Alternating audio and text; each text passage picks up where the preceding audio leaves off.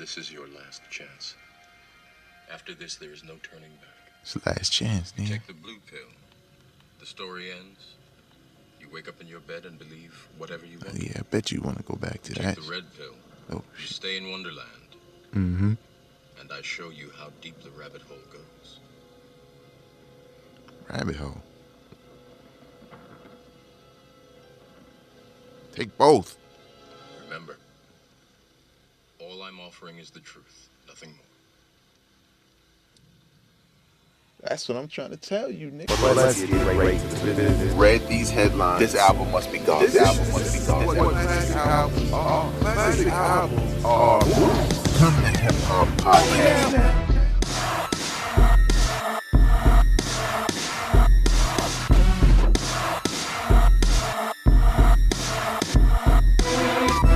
What up, y'all? I am your host, Vegas, and this is Hip Hop Now Podcast Extra. A podcast designed to catch you up on all things hip hop, music, and culture that happen throughout the week. You're very welcome. This podcast is available on iTunes, Google Play Music, Stitcher Radio, TuneIn, Podbean, what else? Spreaker, and SoundCloud.com/Hip Hop Now Podcast, which is kind of like the hub of it all. You know, it's where I house it. There's some things happening in the internets, so that may change. I may go to Podomatic, but you know how you got a history and blah, blah, blah. I know, TMI, too much information, too much behind the scenes.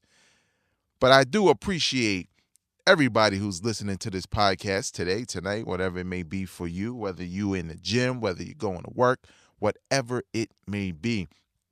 Big shout out to the long-standing listeners of this podcast, those who follow me on social media at Vegas World INC and listen to this podcast every week, and more importantly, subscribe. But I want to also give a special shout out to you new listeners, because somebody or maybe it's some of my promotion that I try to do every now and again got to you and you said, hey, let me check this out. And I want to make sure that you stay here. And if you stay and you enjoy what you hear, because there's a wealth of episodes, I mean, there's a whole bunch of them, please know that you can binge. And more importantly, subscribe so that you can stay up to date on the newest episode, which is weekly. And I guess the last thing I'm going to say, and I say it all the time, but you have to say it because a lot of people, like myself, I'm included also when it comes to certain podcasts I like, you know, you listen to it and you keep moving until another one comes. But you don't hit that subscribe button. You don't hit that like button. And more importantly, you don't hit that share button, because the thing is we love hip hop, right? That's why we all here. But we know others that enjoy it just as much. And that's kind of the dope part about it, that you can share it with the world, with the internets or the Matrix. Let's get into the topic at hand, right? Big shout out to Morpheus. You know what I'm saying? I gave Morpheus a call. I said, yo, fam, can you come and redo your lines? And, you know, okay, I was watching the movie, whatever. But the Matrix, what is the hip hop Matrix? What am I talking about, right? All right, well, it's a couple of things in this episode. And honestly, the last thing is something that I added to it because I think it's a game changer. But when I refer to the hip hop Matrix, I'm talking about the state of hip hop as far as how fans think in 2017 and maybe beyond, definitely beyond, because 2017 is going to influence, you know, what happens in 2018 and so on and so forth. But the main thing is, when I say the hip hop Matrix, I'm talking about, you know, how we look at music, how we view the artists, you know, the artists versus each other, you know, new music. Some of us have been listening to hip hop since the beginning. Some of us have been listening to it since the 80s or the 90s or the 2000s. Some fell off, came back, blah, blah, blah. There's a lot of things that have changed, you know what I'm saying? Like mumble rap, you know, no disrespect, that's what it is, dominates the radio. And hip hop at its core, or at least traditional sounding hip hop, is not like you can't turn on the radio and listen to it at your leisure. You gotta go to streaming services like Pandora and Spotify and all your own music collection in order to hear variety or the type of hip hop you like.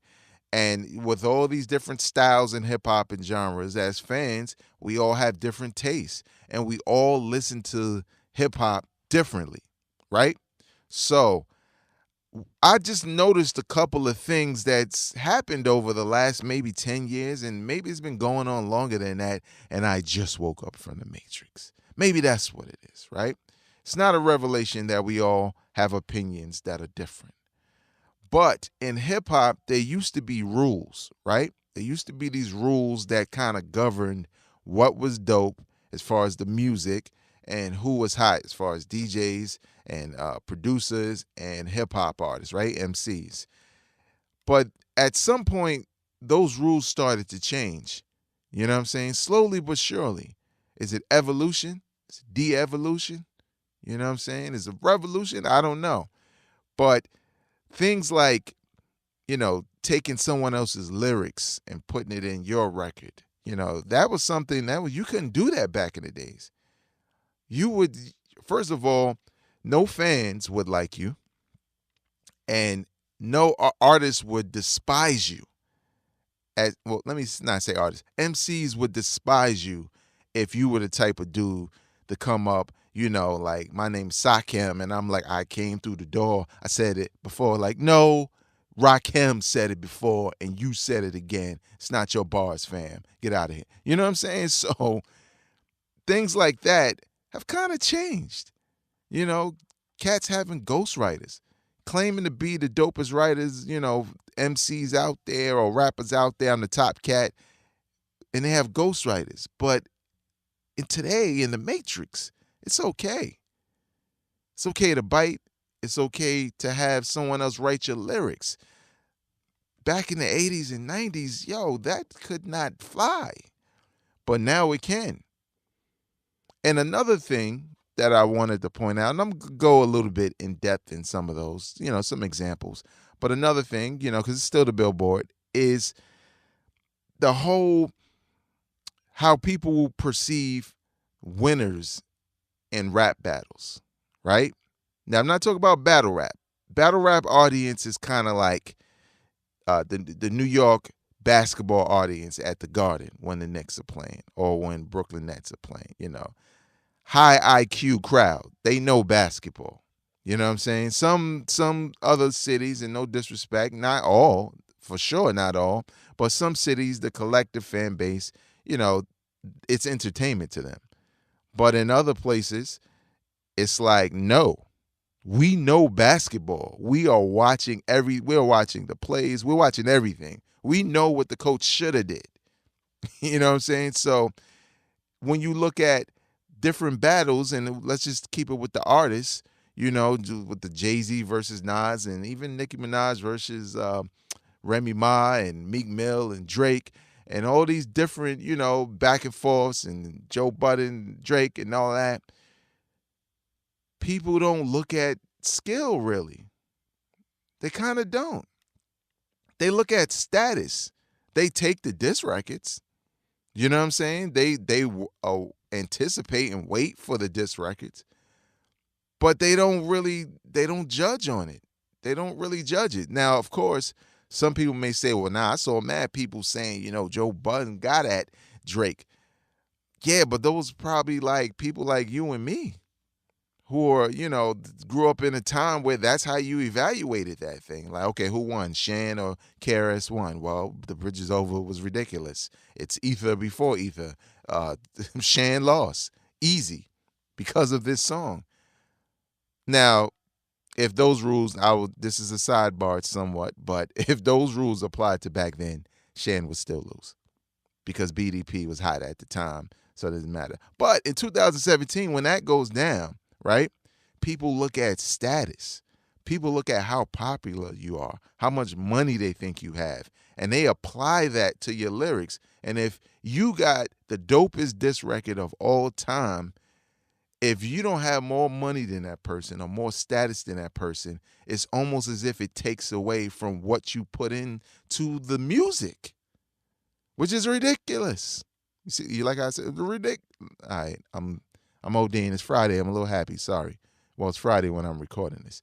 And the last thing about the Matrix that I'm going to talk about, because it's a Soul Still Billboard, is this new venture that Steve Stoute has, $70 million from Alphabet, which is related to Google, like a piece of Google, where they put some money in, they do things there, right?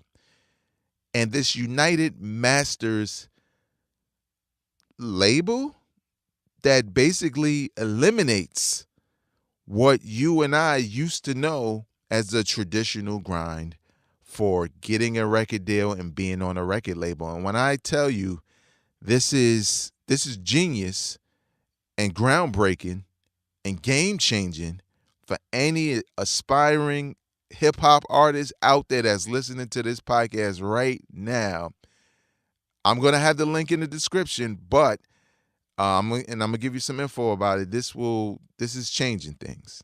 This make a brother want to come out of retirement, to be honest. I can make some bread on the side. Easy. But let's get right into some of those things I was talking about. So, right, the biting part. I've talked about it in the past on the podcast, right? Today, in the matrix of social media and internets and all the different things in pop culture that influence the opinions we have, biting is okay. It's not even biting. What Biggie, no, see what I did there? What JayZ said? I'm not a biter, I'm a writer for myself and others. I kick a big verse, but I'm only bigging up my brother. I felt that. I was like, word, Jay, you right. That's your man, you keeping his name alive. But why you naming Snoop? He ain't dead. Why you got Eminem lyrics? He ain't dead either. Why you got Tupac lyrics? He dead, but why you got Tupac? He ain't like you. You know what I'm saying? So, I'm not trying to blame JayZ. I'm not trying to say JayZ is the catalyst for that, but it is a part of the origins of people not caring as much. Not because he did it once or he did it twice. He did it so many times with so many different artists that it seemed okay. Well, JayZ did it a million times. Nobody got that mad. He's still making music, still making money. It's acceptable. Why not? And when I say this, I am not a critic. I'm a fan. But I also am an artist, or a former artist, because I retired. But sometimes I make music still. But whatever, that's besides the point. The thing is I've done it also, but some of us tweak it in a way where we still give that nod to who it belonged to, because it was a dope statement. And in that sense, it's not a bad thing. It just was at a point in time where JayZ was doing it, we wasn't in the matrix like that. You know what I'm saying? So it wasn't okay. Now it's sort of a tool, if used correctly, to direct you to that artist he's quoting. Now, he didn't do that in every case. He did that with Biggie a lot, but he didn't do that in every case. Like, for example, American Gangster. You know what I'm saying? It's 10 years old. I wrote an article on it. You know what I'm saying? Talked about it on the podcast. One of my favorite songs on there featuring Nas. I forget the title right now for the I can't remember the title. What is it? What the hell is the title of that record? It's not No Hooks. I don't remember. But the joint on American Gangster, I'm getting old, y'all. The joint on American Gangster featuring Nas. JayZ's verse starts out. Sounds real dope, right? But it's an Eminem damn near verse. But there's no connection to Eminem within that verse. He doesn't say, do some wordplay with Eminem, so oh yeah, there's the tip of the hat to M. You just have to know or have to have heard that M verse before to say, hey, wait a minute, I heard that before. That's Eminem's. And I think that's where, people kind of felt some kind of way. I felt some kind of way. But I said all that to say this in regards to the whole biting, and I'm putting up air quotes, is the fact that, it's okay. Because now it's universally looked at as, you bigging them up. And even to the point where people have remade classic albums. Some better than others. One that's, a testament to the whole, I don't want to say the genre, but to people who do that, is JayZ's Illmatic. He did an excellent job of taking the essence of Illmatic with the help of the band Will Sessions and adapted it to himself and where he's from and growing up with those traditional beats that we're used to hearing, but they also being played by a live band and expanded by a live band. So it was dope. But I didn't look at it as biting as I fell deeper into the rabbit hole of the Matrix. And then there's the when we have these disses and battle records and people got beef and they make records and everybody chimes in on social media. Everybody looks at it totally different now. Like it's not the same. One of my favorite records off of Biggie's Ready to Die is Things Done Changed. Not just because it was a dope hip hop song, but mainly because I really felt that at that time. You know what I'm saying? Like I was a teenager. I was still young. I was probably in my mid-teens or something like that. I had started rhyming or whatever.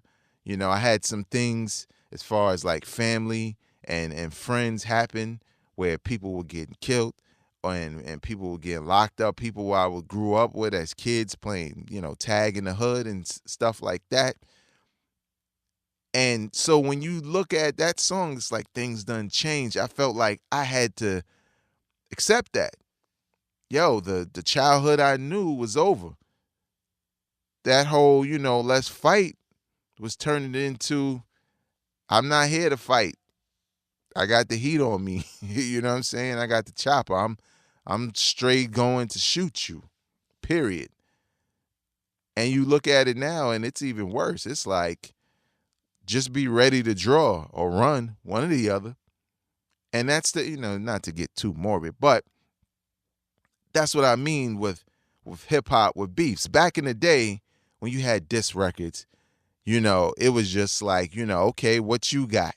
All right, now what you have? That's how the old school people would grade battles.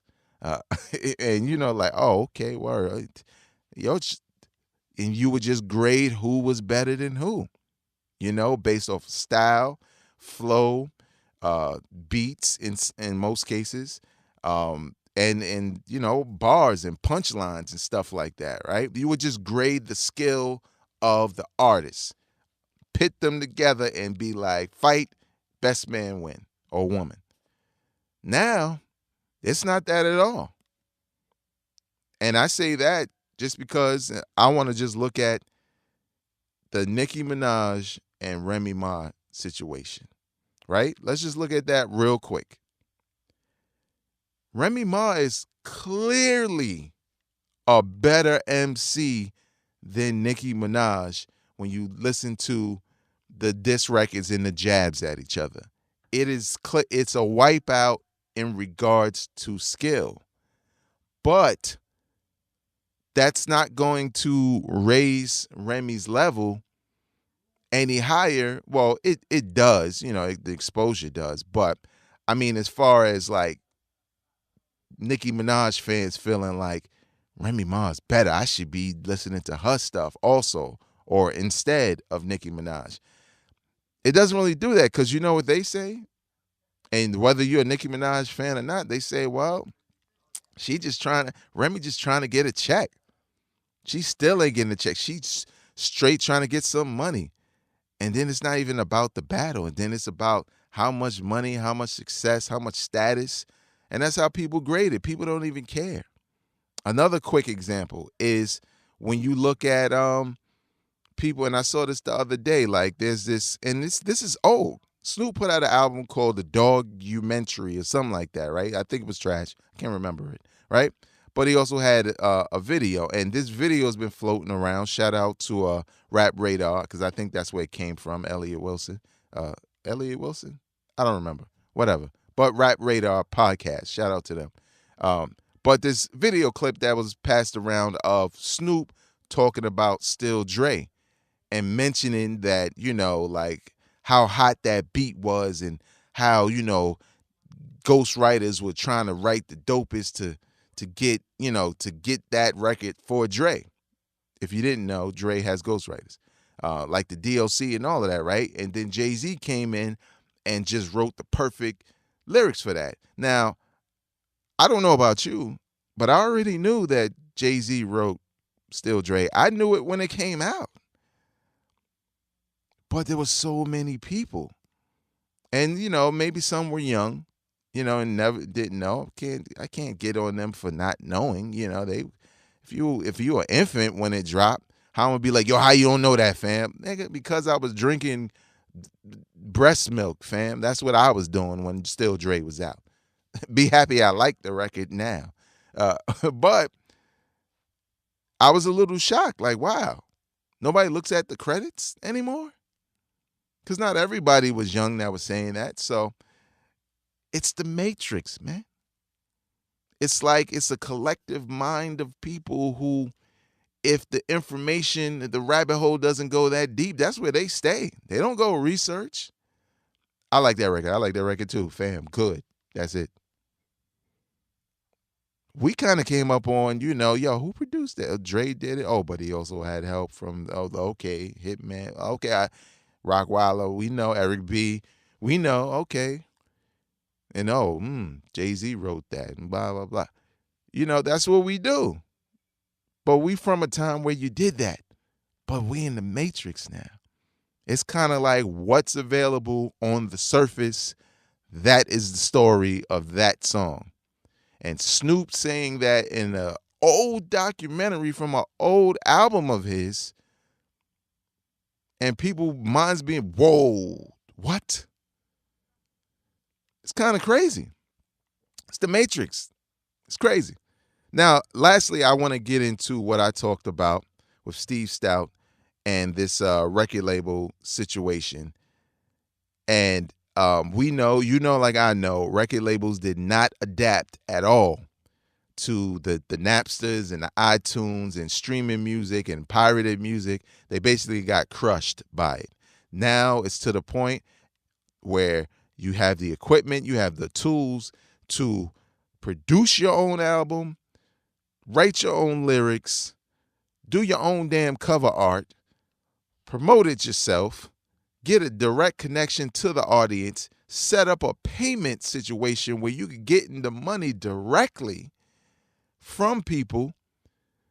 And in a lot of cases, a lot of artists you know blow up. You can film your own video because now you got phones that do 4K, 60 frames per second, you know, just high quality. And if you know a little bit about it, you know, really, you don't have to know a little bit about it. You can go and Google it and go on YouTube, and somebody could tell you how to take certain shots and how to film a video and how to edit and what programs to get. Basically, you can be a one-man record label in 2017 in the Matrix. It's crazy. Back in the day, though, what you had to do was find someone who can make beats for you, probably pay them, pay for studio time, high quality studio time if you wanted, you know, A&Rs to really pay attention to your music, high quality studio time. I mean, at, you know, a legit studio where you can go, and people would, you know, try to basically pump that out and, you know, and then get to shopping and going to record labels. And if you were a person from a different town, you coming into New York, right? And you probably lost. You going from building to building trying to get people and labels and A&Rs and meetings to, yo, can please listen to my demo. That was a real struggle at some point. Like struggling to get somebody to listen. Just listen to it. Now you don't have to do none of that. You don't need them at all. But what's the drawback of having that much power within the matrix? People don't use it. People use part of it. Okay, I made the songs. Listen to my stuff and pay for it, fam. I get it all the time in my DM. Yo, can you listen to these 500 songs from my man Scooty Mac B, Lil Ocean, Under the Sea, whatever his name is, right? And sometimes I listen because it's quick. You know, I give some feedback and I keep it moving. But a lot of times, dudes don't know how to A&R. They may know how to rap. They may know how to make beats. They may know how to finesse Photoshop to make a dope cover. But that don't mean they can be a marketer or promoter or negotiate deals for themselves to do shows. They don't even know about the advertisement that they can get by creating pages and on social media and all types of things. There's just a lot of things, right? There's just a lot of things that you didn't realize record labels could do for you. They could jerk you, but there's a lot they do, you know, when they get behind the artist. So I said all of that just to set you up for this new thing that Steve Stoute is involved with. If you don't know who Steve Stoute is, he's the former president of Interscope Records. Secretly, first of all, shout out to TechCrunch.com. That's where I'm getting this information from. And shout out to the homie Sam Boogie. You know, I saw it on her page. So spread love. It's the Brooklyn way. Shout out to her with RCA and all that. But basically, Steve Stoute, if you don't know, is the former president of Interscope Records. He secretly raised $70 million Series A led by Google's corporate umbrella Alphabet, joined by a prestigious venture firm, Anderson Horowitz, Silicon Valley investor Floodgate, and entertainment giant 20th Century Fox. Basically, a lot of money, a lot of people invested, but for good reason. So the startup is called United Masters, right? They have a video and all of that. I'm not going to click on it because I don't want nobody coming for me. But United Masters. Now, write this down, MCs who are struggling to, you know, they got everything else, but they struggling to promote that dope music you've been making. United Masters is ready to give musicians or MCs an alternative to exploitive record label deals. Artists pay United Masters a competitive rate to distribute their music across the internet from Spotify to YouTube to SoundCloud, and they split the royalties while the artist retains the rights to the master recordings. Then, this is the genius part for the label and the people behind the scene. Then United Masters sucks back in all the analytics, identifies the listeners, builds artist CRM tool, and helps them retarget their top fans with pinpointed ads for tickets and merchandise. So, let's break that down in hood terms, fam. Let's do that. Word. I didn't mean to offend anybody with that. But let's just break that down, right? So this is what you're gonna do. You're gonna pay them, United Masters, a competitive rate, right? You buying in first. You're paying them to sign you to a label. That was unheard of. We used to be thirsty for a label to listen to my demo, please. Hopefully you want to sign me. Now, you're just signing. If you got the money, you're just signing, right? So that's done. In the Matrix, that's old now, right? So you're into it, right? You're paying them a competitive rate. Now, competitive rate, what's that? Well, that means if somebody putting up some big bread and there's a number of people doing that, well, it's probably going to cost you a lot for a certain level of work from this label, which is fine. I think it's fine. You know what I'm saying? Hey, sometimes you got to pay, but at least you have this option, this machine behind you if you feel like you're struggling. Now, most of us, if you make music, yeah, sure, you probably did the research to get on Spotify or YouTube or SoundCloud or whatever. So that's fine, But some people are really just have like a SoundCloud and that's it. But this gets you set up in different places, right? Then you split the royalties, which is dope. Now, split, when you say split, I'm thinking 50-50. That's what a split is. But I know in the business world, sometimes you have to say even split because you can split something everywhere, You can have a banana and be like, all right, split that. We think it's half, but it could just be like, no, I'm cutting off the end. I mean 60% of this. You get 40. So it could be that. But whatever money's being made, you're getting a cut.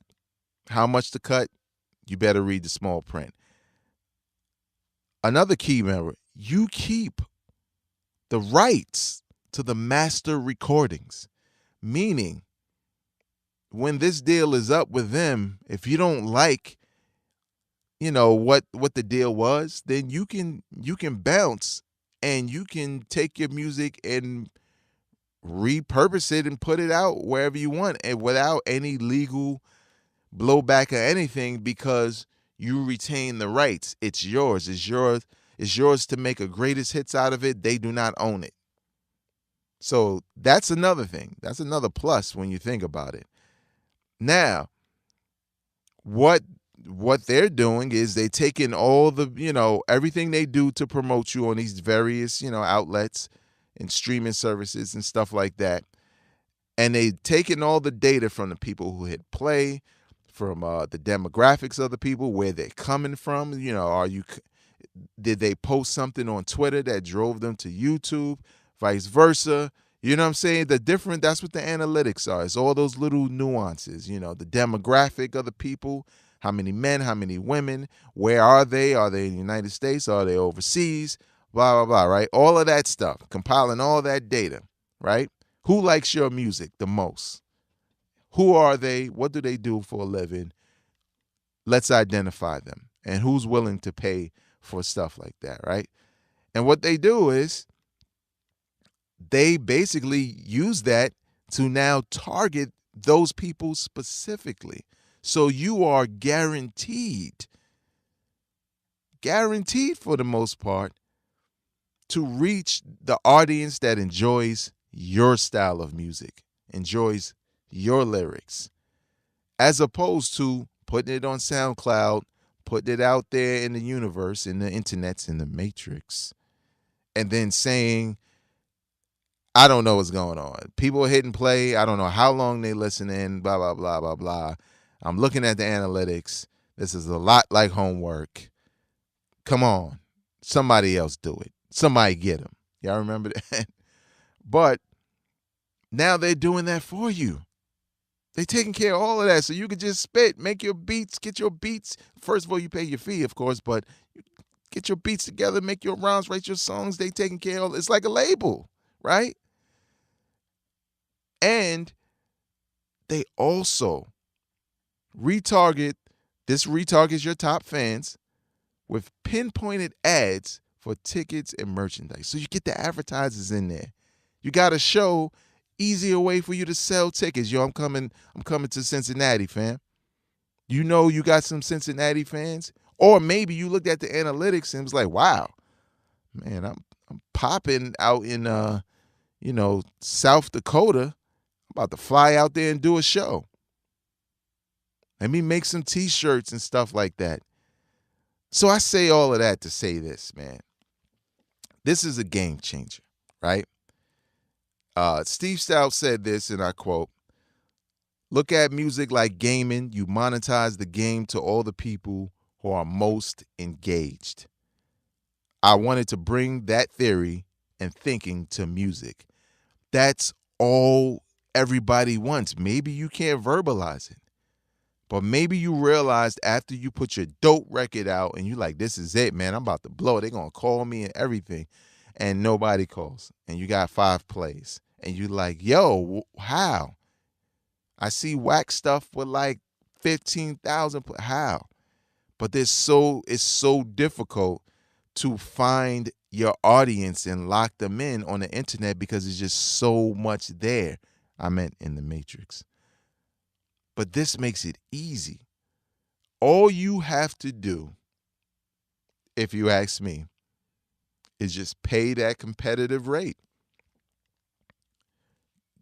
Get your bars up, get your beats ready, get your music ready. Make sure you read the small print. I'll tell you that right now. Make sure you read. I know what I just read, but that's the article. Make sure you read the small print when you sign up, before you sign up. And then once you get in motion, all you doing is being creative. That's it. Creating music, maybe creating other parts of that. I don't know if they do your album cover and all of that, whatever. All you got to do is be creative after that and perform. It's the Matrix, man. It is a new world. Let's call it Zion. Somebody took that already? That's going to do it for me for this week.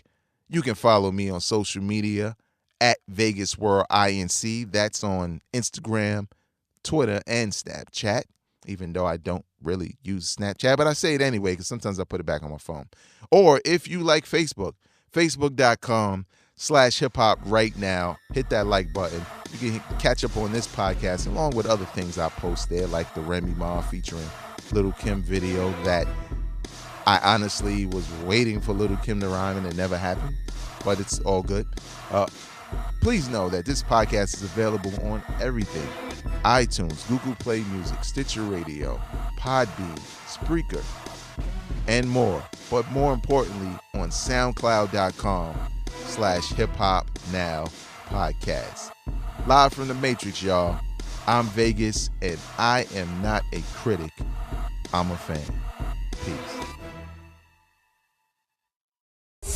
Drop it on the random.